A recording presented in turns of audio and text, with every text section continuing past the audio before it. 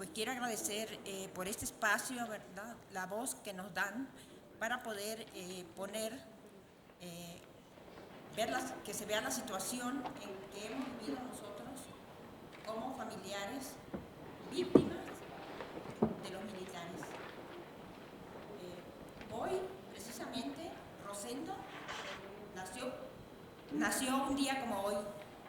Está cumpliendo 103 años, ¿verdad? Y tiene 43 años, 6 meses y 4 días que fue detenido y desaparecido a manos de los militares, sin que hasta la fecha tengamos información de qué es lo que ha ocurrido con él. La desaparición de mi padre, Rosendo Radilla, se llevó a cabo en un contexto de militarización de facto en el estado de Guerrero entre la década de los 60 y 80, lo cual dejó más de 1.200 casos de desaparecidos, de los que 400 son del municipio de Atoyac de Álvarez, donde somos originarios.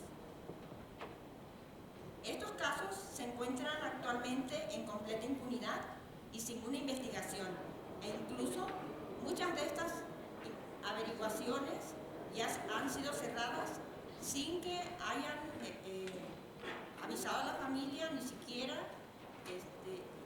Hay muchas personas que no saben que sus averiguaciones fueron cerradas.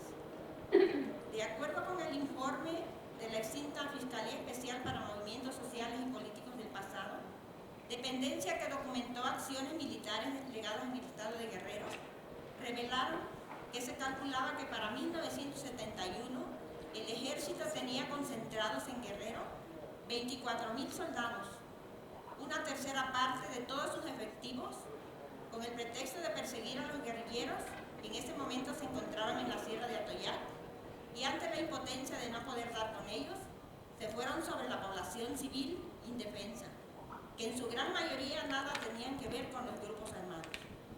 Cientos de personas fueron víctimas de tortura, violaciones sexuales, ejecuciones, desplazamiento forzado, desapariciones, entre otros muchos actos de violaciones graves a sus derechos humanos. Según el informe, el ejército buscó la aniquilación de todo resabio de la guerrilla, arrasando a sangre y fuego a todo partidario o sospechoso de simpatizar con estos grupos armados o con la izquierda. Ello ocurrió en total arbitrariedad y con el auspicio tanto de las autoridades federales como las locales. Estos hechos dejaron cientos de familias en el total desamparo e indefensión. Pese a que la Corte Interamericana emitió una sentencia el 25 de noviembre del año 2009, en la que el Estado mexicano reitera su disposición de dar cumplimiento total a la sentencia, en los hechos no ha cumplido en relación a la obligación de investigar efectivamente a los militares responsables de la desaparición de mi padre y de muchas más personas, así como en la identificación de su paradero. En su sentencia, la Corte Interamericana determinó, en reiteración de criterios anteriores, que la jurisdicción penal militar en los estados democráticos en tiempos de paz ha tendido a reducirse e incluso a desaparecer, por lo cual, en caso de que un estado la conserve, su utilización debe ser mínima, según sea estrictamente necesario, y debe encontrarse inspirada en los principios y garantías que rigen el derecho penal moderno. En un Estado democrático de derecho, la jurisdicción penal militar ha de tener un alcance restrictivo y excepcional y estar encaminada a la protección de intereses jurídicos especiales vinculados con las funciones que la ley asigna a las fuerzas militares.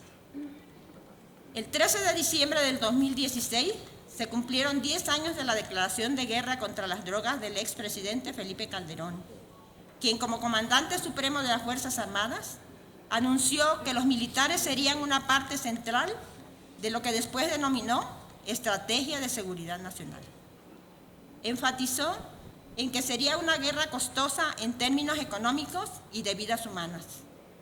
Desplegó miles de soldados en las calles y destinó grandes cantidades de recursos y capital político. Desde ese diciembre de 2006 a la fecha, han desaparecido forzadamente más de 28.000 personas, sin contar las miles que han muerto en enfrentamientos o han sido asesinadas o desplazadas.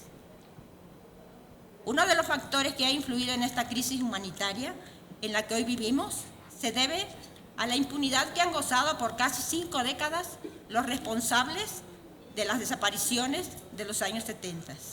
No hay ni ha habido voluntad política del gobierno mexicano ni para investigar el paradero de nuestros seres queridos desaparecidos, ni para sancionar a los responsables, ni reparar el daño ocasionado a las familias, donde muchos son niños pequeños que se quedaron en la total indefensión. También se debe agregar que funcionarios públicos del más alto nivel pretenden minimizar los delitos al hacerlos parecer como resultado natural de la intervención militar frente a la violencia, temeridad y capacidad de fuego de las organizaciones criminales.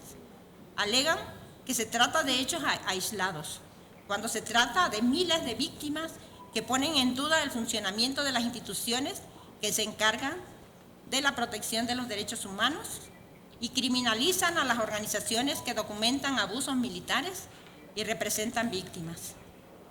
Además de obviar los datos duros que constatan la ineficacia de la política de seguridad vigente, lo que incluye la participación militar en la misma. Una ley no resolvería los problemas de derechos humanos. La participación de militares en tareas que no les son propias pone en riesgo a la ciudadanía, como ya lo demostramos. Hoy, los militares pretenden tener una ley que les faculte para seguir violando los derechos humanos de manera legal, perpetuando de esta manera la impunidad de que han gozado.